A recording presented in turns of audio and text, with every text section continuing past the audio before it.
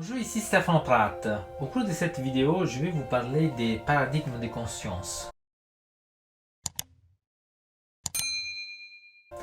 En effet, dans notre vie, si vous voulez, nous sommes en train de faire un voyage. Nous sommes en train de nous développer notre conscience.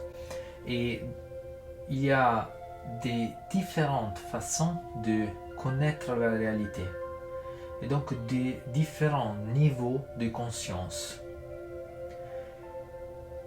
Même s'il y a plein de nuances, il y a plein de différences, mais c'est possible de reconnaître des similarités entre quatre passages dans notre chemin et dans notre voyage, et donc quatre niveaux de conscience différents. Donc, le premier niveau de conscience est celui de l'automate. L'automate est en train de vivre selon les règles qu'on lui a données. L'automate est en train de vivre une vie qu'on lui a décrite. C'est la façon de vivre que ses parents, que l'école, les institutions, les amis, disons que les modèles qu'il a autour de lui lui ont appris. Donc, si vous voulez, c'est quelqu'un qui qu'il est en train de vivre de façon mécanique. Il n'est pas en train vraiment de décider de façon libre quelle est la direction dans laquelle il veut aller.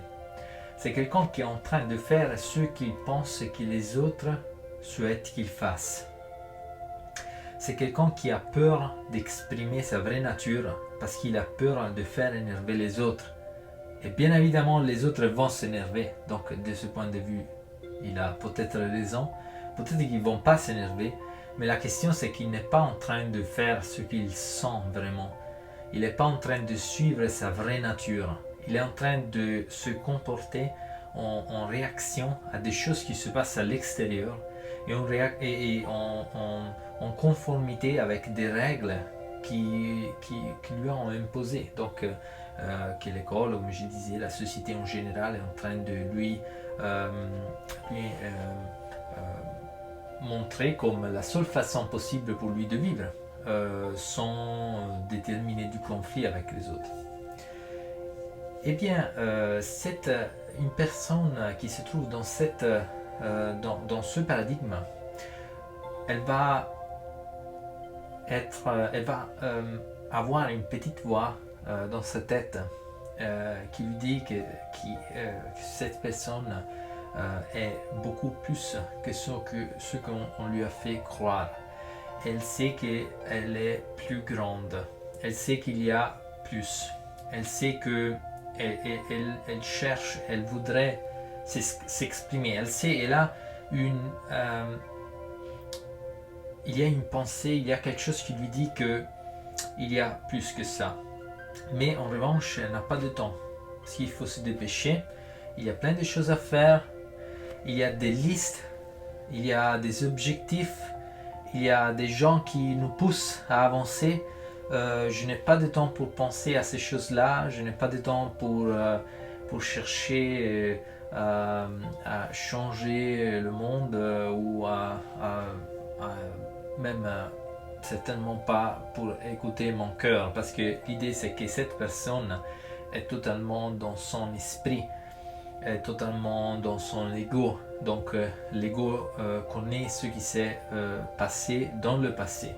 Ne peut pas connaître le futur et ne peut pas connaître la profondeur de nos émotions vraies. Donc même une personne qui vit de façon mécanique et qui se trouve dans ce premier niveau de conscience, elle, comme je disais, elle a des émotions. Elle est mécanique, elle a des émotions mécaniques.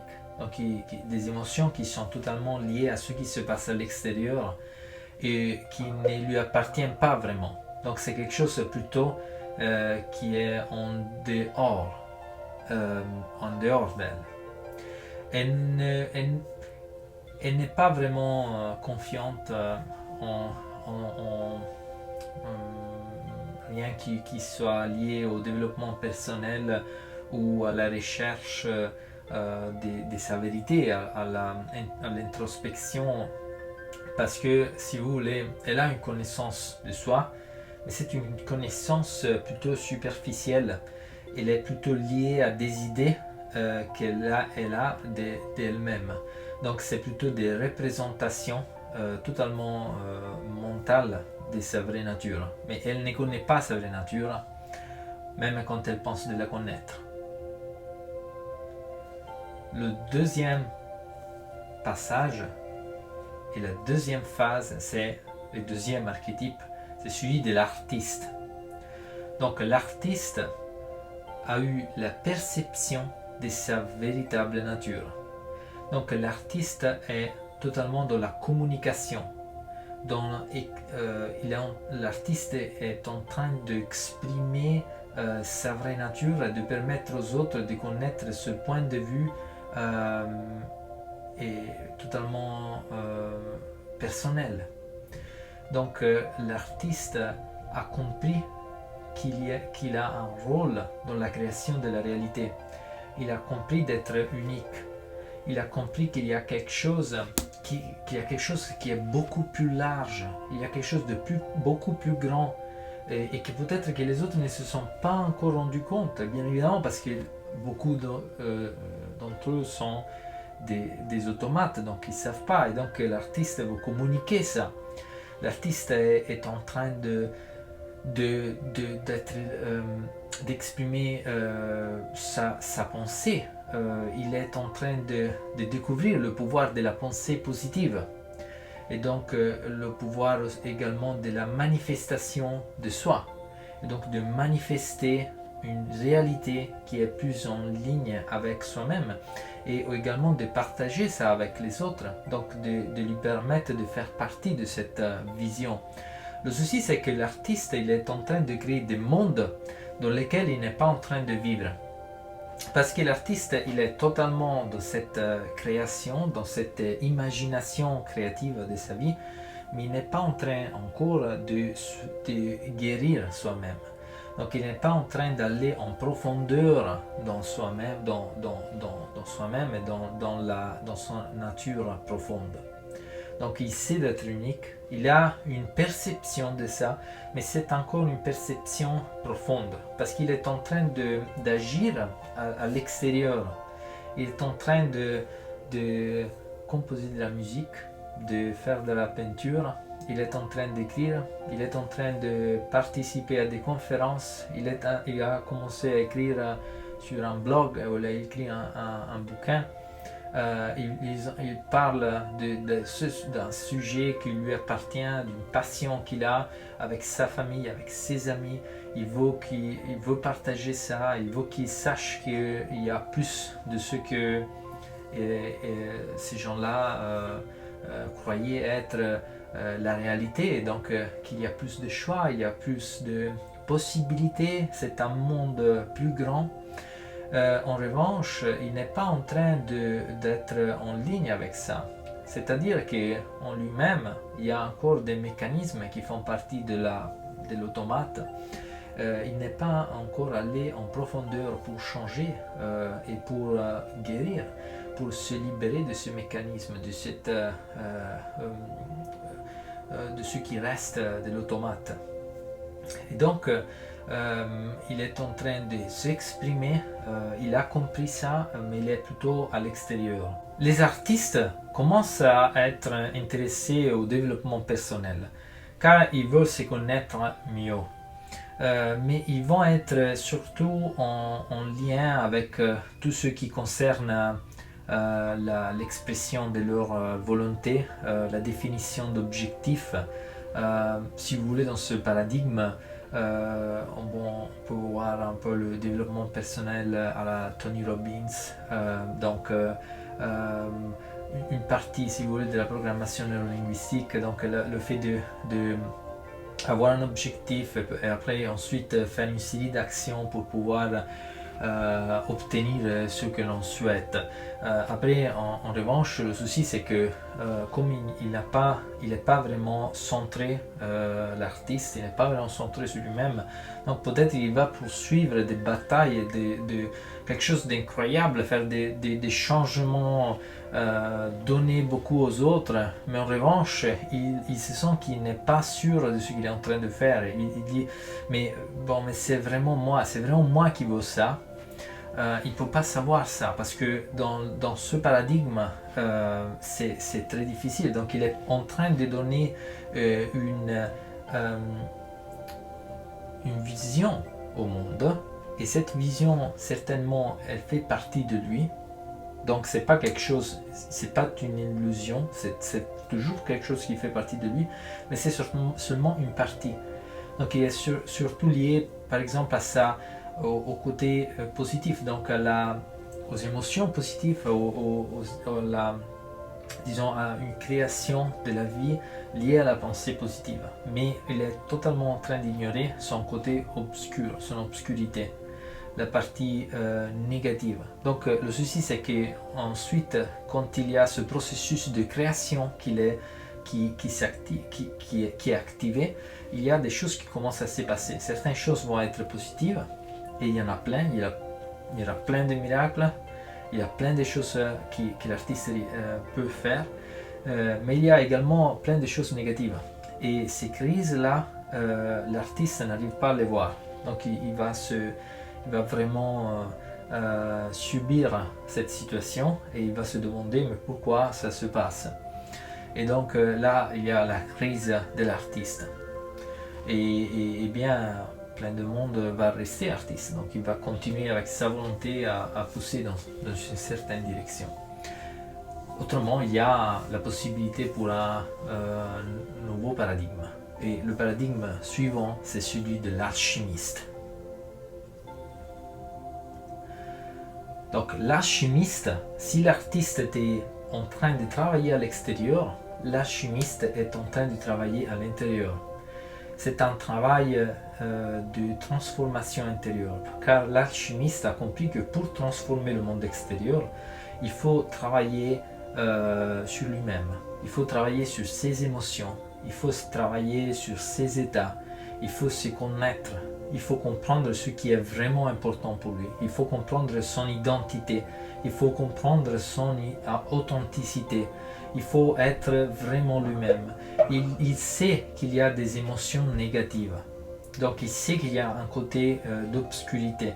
L'alchimiste est en train d'apprendre comment transformer les énergies négatives en énergie positive. Donc ces émotions, comment travailler avec ces émotions, comment soigner ces émotions, comment guérir ces émotions, comment même prévoir les crises, prévoir ce qui est en train de se passer de négatif, et obtenir le maximum même des situations qui sont négatives. Donc il est en train de se connaître, il est en train de transformer, il est en train de travailler surtout de façon solitaire. Donc l'alchimiste qui est dans ce paradigme, probablement le travail qu'il fait sur lui-même, c'est un travail qu'il fait en solitude. Il lit beaucoup de livres. Peut-être qu'il est en train également d'écrire, il est en train de construire quelque chose.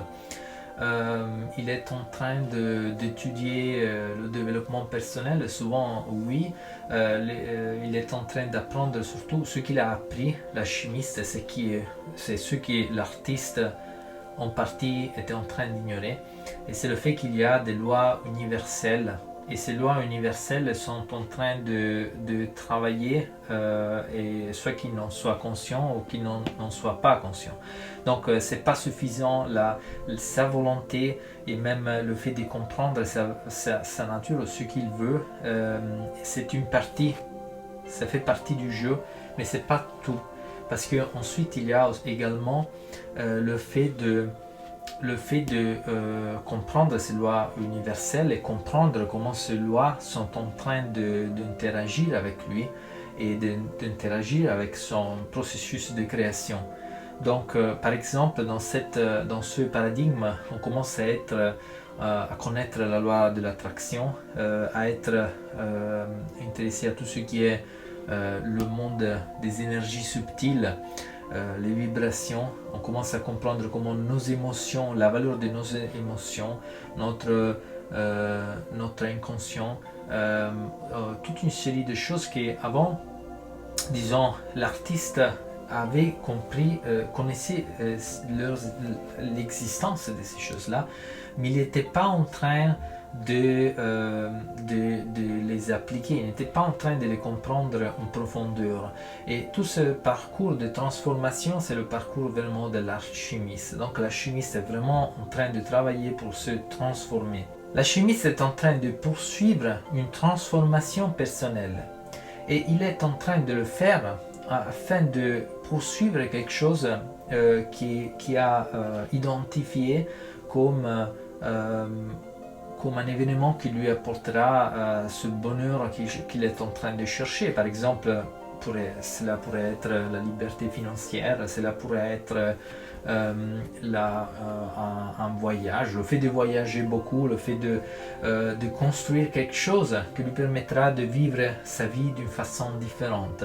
Donc il est en train de poursuivre une finalité qui est à l'extérieur de lui-même, et pour atteindre ce résultat, il est en train de se transformer, de devenir meilleur, de se connaître et d'apprendre comment transformer les énergies négatives en les énergies positives.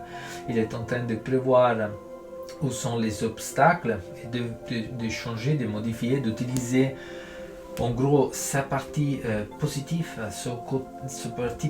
donc son côté positif, et également son côté négatif. Donc il est en train de connaître son obscurité, il est en train de connaître ses peurs, il est en train donc de connaître ses points de force, mais également ses faiblesses. Il est en train de travailler en solitaire plutôt. Il peut écouter les conseils des autres, il peut écouter les autres, mais finalement c'est un parcours, c'est quelque chose qui lui appartient, donc c'est un travail individuel qu'il est en train de faire. Et il y a un livre que je vous conseille, c'est L'Alchimiste de Paulo Coelho. Si vous ne l'avez pas encore lu, je vous conseille vraiment de lire ce livre. Il y a le voyage, le protagoniste s'appelle Santiago, et Santiago vit en Espagne, et donc il traverse toute l'Afrique pour chercher un trésor, quelque chose qui lui était, dont il était en train de rêver pendant la nuit. Il est en train de faire toujours le même rêve, et donc il poursuit cette chose, et au cours de ce voyage, lui, il devient un alchimiste, il se transforme, et ensuite il va découvrir que ce trésor était, je ne vais pas vous dire où c'était parce que autrement vous n'allez pas lire le livre, mais il va découvrir que ce qu'il voulait pendant tout ce temps-là, pendant toutes les transformations, pendant tout les difficultés, parce que le parcours de l'alchimiste est un parcours de transformation, et la transformation est dure, il y a beaucoup d'efforts, c'est pas quelque chose qui se fait sans effort, c'est quelque chose qu'il faut de l'étude. L'alchimiste est en train d'étudier, est en train de lire des livres, de faire des formations, de rencontrer des gens qui puissent l'aider à progresser. Et c'est un parcours plein d'efforts. Et donc que tout ce voyage qu'il avait fait, Santiago, en fait, c'était pour transformer lui-même, mais ce qu'il voulait était vraiment, ce qu'il voulait avait été avec lui pendant tout ce temps-là, et même dans le passé.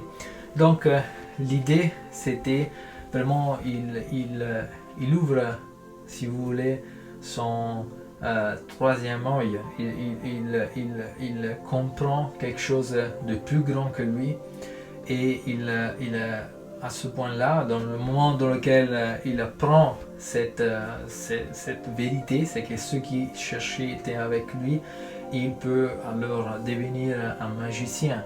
Et ça, c'est le quatrième paradigme, c'est celui du magicien. Donc le magicien est l'enfant. Le magicien est son âme. Le magicien est en train de agir avec son cœur. Donc il est totalement centré avec sa vraie nature, sa vraie essence. Il est vraiment lui-même et n'a pas besoin d'objectif. Il est en train de suivre son guide intérieur. Lui, il est son guide, il est en ligne avec son guide, il est en train de suivre le parcours que son guide est en train de lui indiquer. Il n'a pas donc besoin d'objectifs, il n'a pas vraiment un parcours bien défini, bien planifié. Il a plutôt une idée. Et en lien avec cette idée, il est en train de créer un nouveau monde. Donc l'alchimiste est capable de percer le voile de l'illusion et de comprendre, donc arriver à comprendre la vérité. Mais le magicien, c'est à un autre niveau parce qu'il n'a pas simplement, il sait qu'il y a une illusion et il sait que cette illusion, c'est sa réalité à lui, et donc il crée une illusion qui lui permette de vivre mieux. Donc il est en train de créer sa propre réalité. L'alchimiste est capable de transformer l'énergie négative en énergie positive. Eh bien, le magicien n'a pas besoin de ça, parce que le magicien est en train de vivre une fusion d'énergie de son côté positif et de son côté négatif. Nous, quand nous vivons, nous sommes des êtres humains, nous avons des émotions négatives, nous avons des émotions positives, ça fait partie de nous, c'est notre vie naturelle, je veux dire, c'est notre façon de vivre, c'est notre nature. Et donc le magicien, il s'aime de façon inconditionnelle, il s'aime à 100%. Et à partir de sa relation avec lui, il est en train de recréer une relation également avec les autres. Donc l'alchimiste, il est en train de travailler en solitude. Et de l'autre côté, le magicien est en train de travailler avec les autres. Donc il n'est pas simplement lui-même en train de progresser, de vivre la vie pleinement, mais il aide les autres à faire la même chose. Et c'est pour ça qu'il a créé cette illusion, cette plus grande illusion. Et peut-être l'automate, au début, on disait que l'automate est en train de vivre selon les règles que d'autres personnes ont définies. Le magicien est en train de vivre en harmonie avec les autres, mais il est en train de suivre ses propres règles. Cela ne veut pas dire qu'il ne respecte pas la loi. Il respecte toutes les lois, mais il le fait sans devoir compromettre sa vraie authenticité. Donc sa vie intérieure, ses émotions, son niveau émotionnel est pour lui ainsi important que celui matériel. Et il est en train de transformer le monde matériel afin que soit en ligne avec une pureté et plénitude qui fait partie de sa vraie nature, de sa vraie essence. Donc il est en train de vivre dans le moment présent. Qu'est-ce que cela veut dire? C'est-à-dire qu'il est plutôt dans son corps, il est plutôt dans son cœur, pas tellement dans le mental. Il n'est certainement pas mécanique. Il n'est pas en train de vivre de façon mécanique. L'alchimiste était en train d'étudier les lois de l'univers. Il était en train d'étudier les lois universelles qui sont en train d'influencer sa capacité de création. Eh bien, le magicien, c'est comme si maintenant le magicien a intériorisé ces lois. Donc, il n'a pas vraiment besoin de les étudier. Le magicien n'est pas en train de lire tous les bouquins que l'alchimiste a lus. L'alchimiste lit tout le temps, il est plein de livres, plein de sources. Le magicien a trouvé une source intérieure qui lui donne ce dont il a besoin. Donc il pourra lire des bouquins quand il y a un bouquin grand qui est en train de l'appeler, donc il doit le lire. Mais autrement, il trouve ses réponses. Il n'a pas besoin de chercher à comprendre comment les autres ont fait quelque chose afin d'expérimenter dans son intériorité, dans lui-même, dans ses émotions et essayer donc de recréer le même résultat. Il n'a pas besoin de ça. Il est plutôt en train de chercher, il n'est pas en train de chercher, il est en train de vivre. Il a maintenant ses lois, c'est sa façon naturelle de voir le monde. Eh bien, je vous ai parlé des 4 archétypes de conscience, l'automate, l'artiste, l'alchimiste et le magicien. J'espère que cette vidéo vous a aidé à comprendre un peu plus peut-être où vous vous trouvez, donc peut-être à comprendre certaines de vos difficultés aujourd'hui et également certaines des clés pour pouvoir avancer. Si vous le voulez, j'aimerais bien savoir quel est votre archétype. Donc, si vous vous reconnaissez dans certains, ou dans un ou plusieurs de ces archétypes dont je vous ai parlé aujourd'hui. Et ensuite, bien, à la prochaine vidéo.